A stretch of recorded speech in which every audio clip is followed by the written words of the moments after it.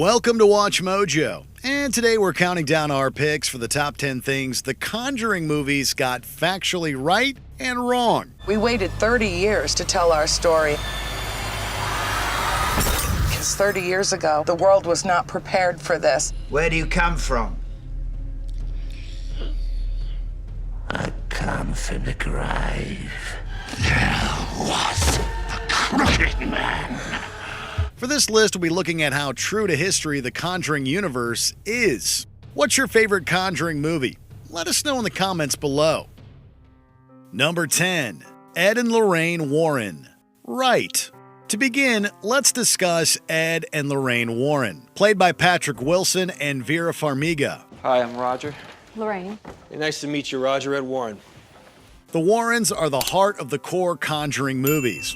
These aren't characters made up for the movie, they're perhaps the most famous paranormal investigators in history. The Warrens founded the New England Society for Psychic Research in the early 50s and were widely known for their publicized investigations, including the world-famous Amityville Haunting. We'd hoped to discover if the killings had been motivated purely by anger, or if, as Ronnie DeFeo testified in court, he had been under the influence of something demonic. However, as is often the case with the paranormal, the Warrens, their methods, and their findings have been met with a large degree of skepticism from the public and the scientific community. Well, we've been called demonologists. It's one name for us.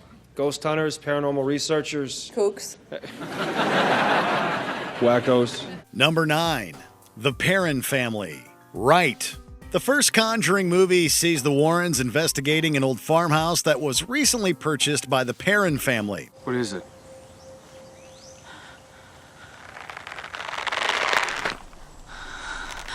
Again, these characters were not made up for the movie. The Perrin family really existed. They had 5 daughters and they were haunted in a remote Rhode Island farmhouse.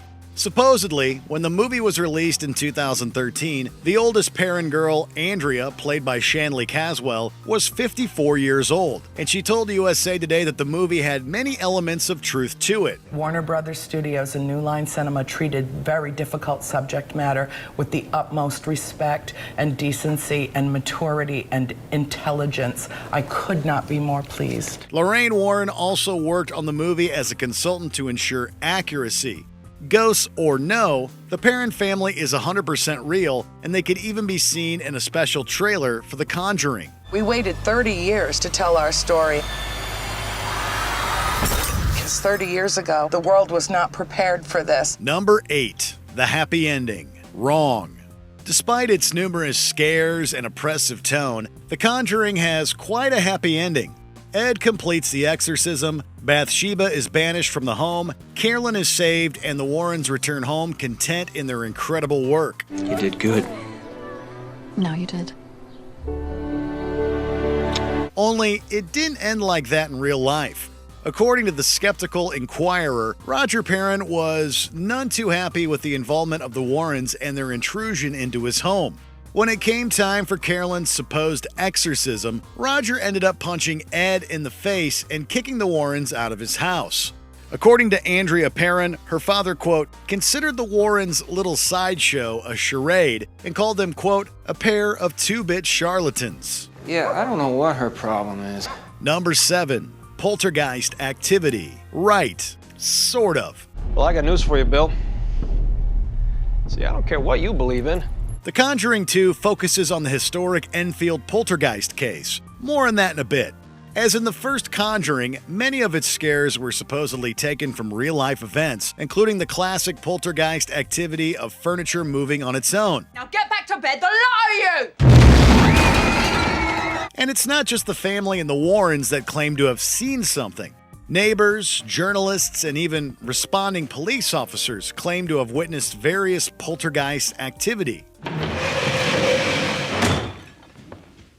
There were claims of moving furniture, objects being tossed and thrown, and even instances of human levitation. Of course, these events may have been faked by the family for publicity, but they were seen and they were most definitely reported. Where do you come from? I come from the grave. Number 6. The Crooked Man. Wrong. One of the sequel's villains is the Crooked Man, a tall and thin man with pointy teeth and gray-green skin. Despite what some may believe, the Crooked Man was not a CGI creation. There was the Crooked Man. And he walks a crooked mile. Rather, he was played by a man named Javier Botet, who suffers from a condition called Marfan syndrome. This disorder results in a tall, thin stature with elongated limbs and hyperflexible joints. The villain is taken from an old English nursery rhyme called "There Was a Crooked Man," but there was certainly no crooked man in the real Enfield poltergeist case.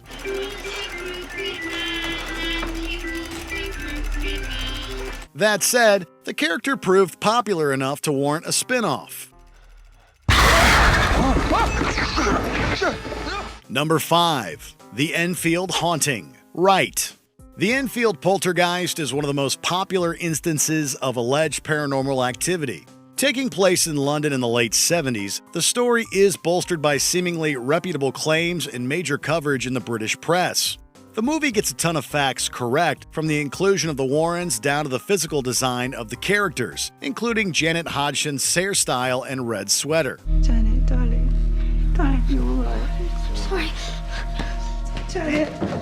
The end credits are a great source of comparison, as they include real vocal recordings and side-by-side images juxtaposing the movie with reality. When it comes from your area, Janet, do you feel anything in your throat? No. You just don't feel anything? With that said, many skeptics and even some paranormal investigators have questioned the veracity of the events, believing them to be nothing more than an elaborate hoax concocted by the clever minds of bored teenagers. Damn it, you kids! Our principal characters here are all children, and children can be very ingenious pranksters. Number 4. Valic Wrong. Mom. Who's that?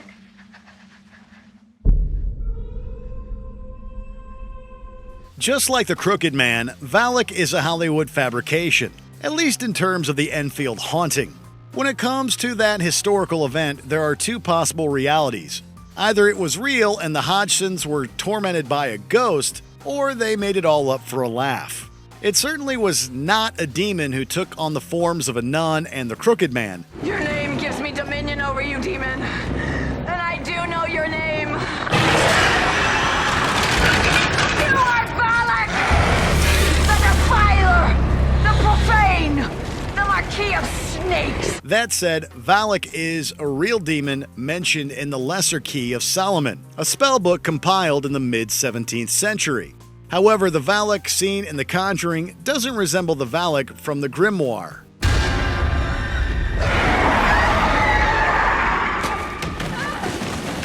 Number 3. The Warrens Museum. Right. Keep everything locked in here. Feel free to look around.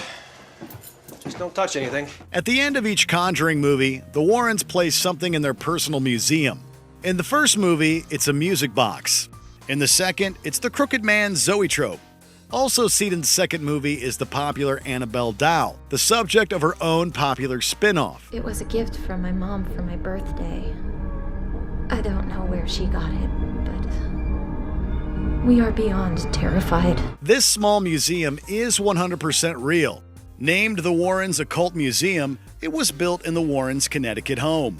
The room is filled with objects pertaining to their numerous investigations, including the Perrin Family music box seen at the end of The Conjuring, a supposedly self-playing organ, various satanic tools, and yes, the real Annabelle doll. This is the worst thing in here, is that doll. Unfortunately, the museum has since closed owing to zoning violations and unwanted visitors. Number 2. The Exorcism. Wrong. As stated earlier, the real exorcism of Carolyn Perrin was very different from what's portrayed in the movie. Understand this? We are now fighting for her soul! In contrast to her husband Roger, Carolyn was very much open to belief in the paranormal. She reportedly suffered disturbing visions and dreams and came up with the idea that local figure Bathsheba Sherman was behind it all. During a seance at the Perrin house, Carolyn's body shook and she began mumbling. Skeptics contend that this was less about demonic possession and more about someone very suggestible meeting expectations. The chair did fall back, but it didn't swing upside down onto the ceiling. Put her down! Put her down! Nor did she try to stab her own daughter.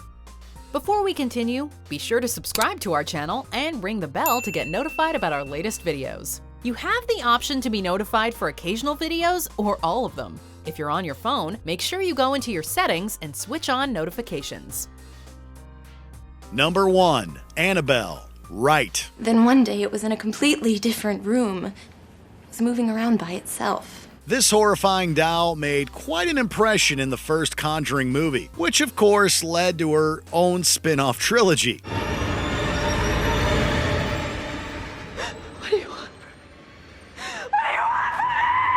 And while the Raggedy Ann doll was given a fictional makeover for the movies, the legend of Annabelle remains very real. The story begins in 1970 when a student nurse was told that a Raggedy Ann doll contained the spirit of a deceased little girl. What do you need? Your soul! It reportedly behaved in a malicious fashion, which eventually led the nurse to the Warrens. They believed that the doll was demonically possessed and imprisoned it within their occult museum, where it remains to this day. Nice doll. That's what you think. Do you agree with our picks? Check out this other recent clip from WatchMojo, and be sure to subscribe and ring the bell to be notified about our latest videos.